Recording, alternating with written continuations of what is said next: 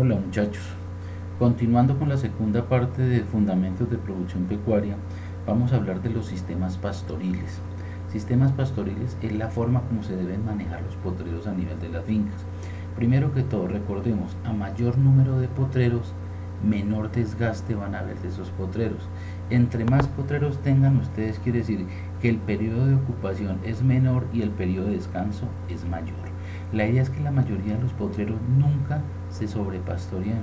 Cuando ustedes sobrepastorean un potrero, quiere decir que dejan expuesto completamente la superficie del suelo a la acción de los rayos solares, y eso implica que la mayoría de los microorganismos, los organismos transformadores de la materia orgánica, pues se van a morir por la acción de los rayos solares. ¿Listo?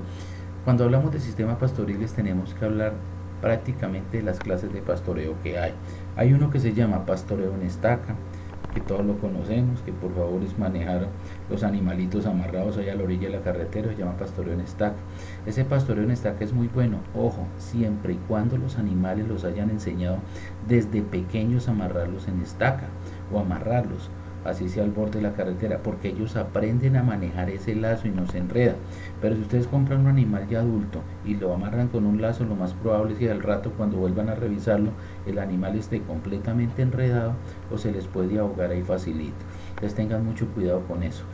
Sistemas pastoriles únicamente en estaca son animales que desde pequeños se han acostumbrado a eso. Hay otro sistema pastoril que se llama continuo, que es el que manejamos, por ejemplo, en los llanos orientales. Las fincas son tan grandes que la gente tiene unos solos lotes de ganado que andan por todo lado. Entonces esos animales tienen una ventaja, que van escogiendo lo que se comen. Pero como cuando uno tiene la posibilidad de escoger, quiere decir que los pastos de buena calidad se van a ir acabando con el tiempo. Y los pastos de mala calidad son los que van a ir apareciendo en forma constante. ¿Listo? Eso se llama pastoreo continuo. Pastoreo alterno es cuando se tienen dos potreros, se acaba la comida en un lado, lo pasamos al otro. ¿Eso qué quiere decir? Que el periodo de ocupación es igual al periodo de descanso. Ahí pasa lo mismo, los animales duran demasiado tiempo en un potrero y se van comiendo los pastos de muy buena calidad. En la medida que retoñan, vuelven y se los comen, y los que van a abundar son los pastos de mala calidad. Ahora viene el que más nos interesa a nivel de las fincas, que se llama el pastoreo rotacional. El pastoreo rotacional es aquel donde los animales permanentemente están rotando, ¿sí? Se tienen varios potreros y los animales van rotando, lo que implica que haya periodo de ocupación y periodo de descanso. La suma del periodo de ocupación más el periodo de descanso da el ciclo total. Cuando ustedes tienen el ciclo total, cogen los días del año, dividen en el ciclo total y saben cuántos pastoreos tiene cada potrero durante el año.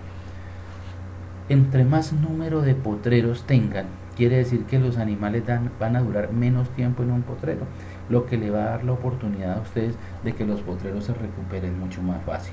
Acuérdense que la mayoría de los pastos tienen en promedio del 4 al 5% de proteína, pero eso es asumiendo de que los animales consumen ese pasto casi desde los 10 centímetros de altura hasta el cogollo. Entre más bajito quede el pasto, tiene menos cantidad de proteína. Cuando los animales consumen el cogollo, tienen casi el 10, el 12% de proteína.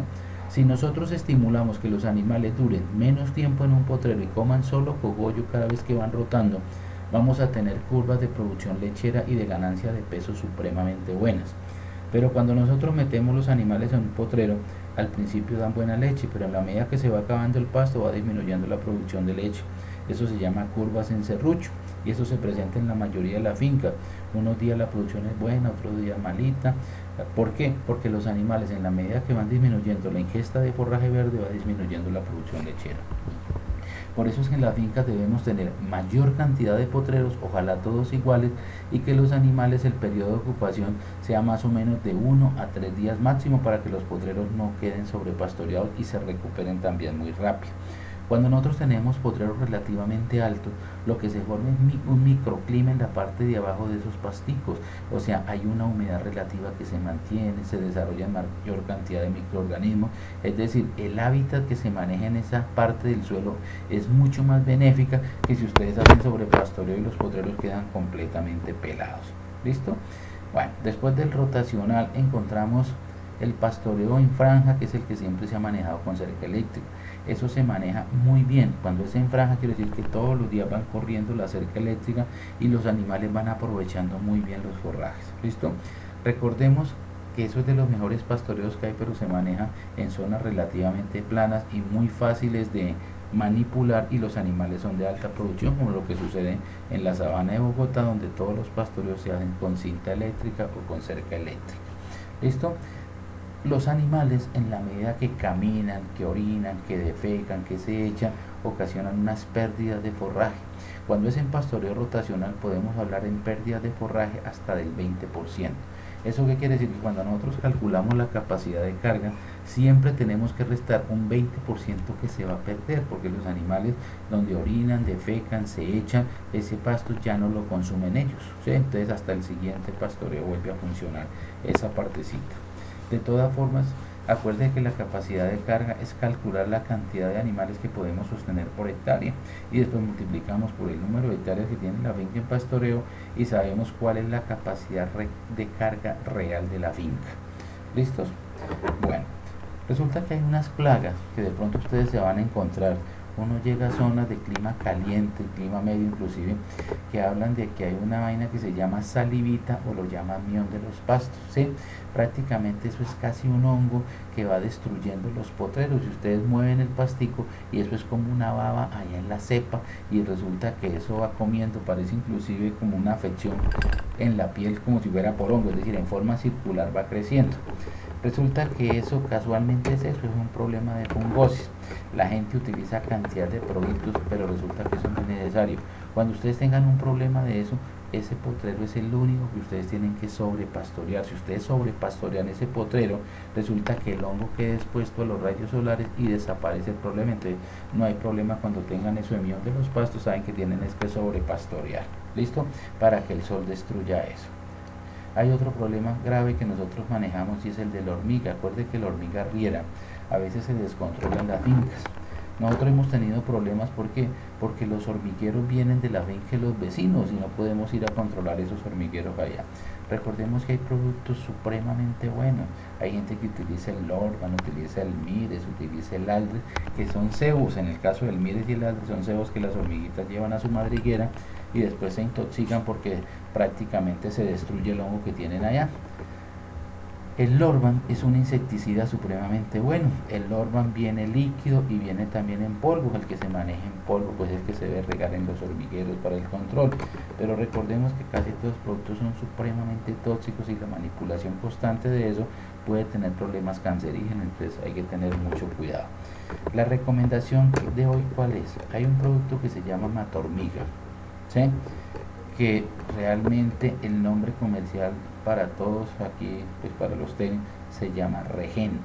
Es un producto que se utiliza para controlar la maraquita en el arroz, pero resulta que ese producto es supremamente caro. El litro vale más o menos 180.000 pesos, pero resulta que tiene una ventaja muy grande. Ustedes pueden conseguir la cantidad o el litro, eso viene, hay uno que viene por 240 centímetros que vale 40.000 pesos, y ustedes cargan un poquitico en un frasquito.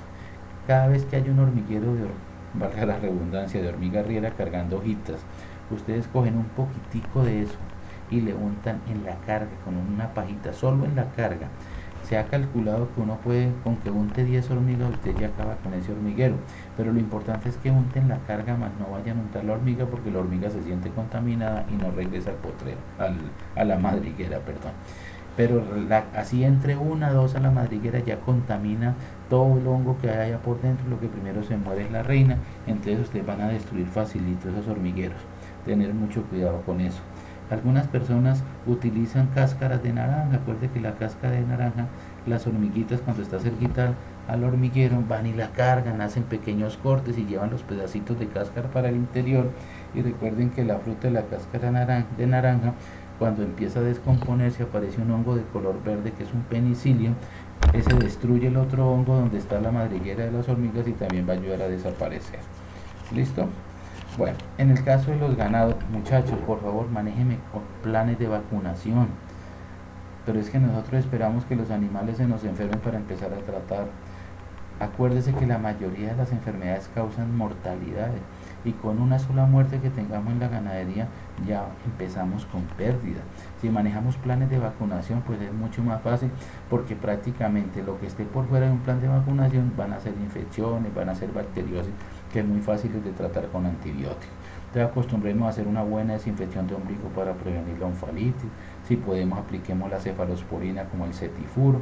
Esto de todas formas, cuando ya los animalitos, inclusive la vacuna contra la fiebre aftosa se puede hacer hasta recién nacido el animal. ¿Por qué? Porque si ustedes no vacunan, implica que la vacuna vuelve a pasar dentro de 6 meses, entonces ya es un ternero de 6 meses que ya está mucho más expuesto.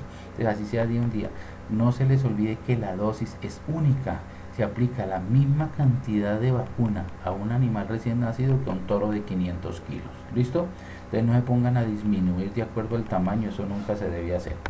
De las vacunaciones, hacemos la vacuna contra la fiebre aftosa, hacemos la vacuna triple, que es la que protege contra carbón sintomático, edema maligno, septicemia hemorrágica, y lógicamente si la finca de nosotros es especializada, pues entonces en otro capítulo aparte vamos a hablar de todas las vacunaciones de enfermedades reproductivas. ¿Listo? A veces nos acostumbramos, muchachos, a estimular a los animales para que se desarrollen más rápido y caemos en algo que se llama los anabólicos. Los anabólicos son drogas que se distribuyen común y corriente acá en Colombia en cualquier almacén veterinario, pero en el 80% de los países del mundo, digámoslo así, eso está prohibido, porque eso prácticamente son esteroides, es decir, ayudan a que los animales retengan más líquido y electrolitos y hacen que desarrolle más masa muscular. Pero resulta que todo eso ocasiona problemas de, ¿cómo se dice?, de trazabilidad. Trazabilidad es que muchos residuos de esos quedan en la carne, quedan en las vísceras, y cuando las personas se alimentan de esos productos, pues lógicamente empiezan a acumular en su cuerpo también toda esa cantidad de anabólicos. ¿Listo? Entonces tengamos mucho cuidado, es preferible tener poquitos animales de muy buena calidad, con buen plan de alimentación, que ganan muy buenos pesos, buenas producciones de leche, y no meternos en problemas con los anabólicos. Cuando hablamos del control de parásitos, acuerde que los controles de parásitos se hacen endo y ecto. Endo quiere decir interno, ecto quiere decir externo. Cuando hablamos de endoparásitos, estamos hablando de todo lo que son los parásitos internos de los animales, como la fasciola hepática o mariposa del hígado. También hablamos de los gusanos redondos, hablamos de las tenias o los gusanos planos, hablamos de los coccidios, ¿sí? Todo eso tiene que ver con parásitos internos de los animales. Cuando es en animales jóvenes hay que vermifugar 3-4 veces al año. Cuando es en animales adultos se pueden vermifugar 2-3 veces y no hay ningún problema. Recuerde que los parásitos, el mismo nombre le indica, viven a expensa de los animales. Si los animales están bien alimentados, pues tienen buena cantidad de parásitos, pero si ustedes hacen un buen control de parásitos, pues lógicamente va a ser mucho mejor la aplicabilidad de los productos que ustedes tengan. ¿Listo? Cuando hablamos de los parásitos externos, quiere decir que se llaman ectoparásitos. Los ectoparásitos, ¿cuáles son? Las moscas, los garrapatas, tábanos, o sea, los del nuche, ¿sí? Esos parásitos externos prácticamente desesperan a los animales, no los dejan alimentar bien, y el animal a lo último mantiene más pendiente de espantarse los parásitos que de comer, y esa sobrecarga de parásitos hace que los animales no ganen el peso en forma adecuada. Recordemos que todas las fincas debemos manejar algo de agroindustria. Agroindustria, ¿qué es, muchachos? Es transformar productos que se obtienen a nivel de la finca, darle un valor agregado para poderlo vender a un mejor precio. Mire, las mejores lecherías del mundo se han quebrado hasta que no se industrializaron. Las mejores lecherías, hasta que no empezaron a producir quesos de calidad, yogures de calidad, postres, dulces de calidad, pues no empezaron a sostenerse. Recordemos que eso es una de las pocas cosas que no es rentable manejar en una finca, ¿sí? Es decir, cuando uno produce leche, la leche es demasiado barata en comparación al costo de producirla. Entonces ahí es donde uno tiene que empezar a manejar alternativas para que todos los productos sean industrializados.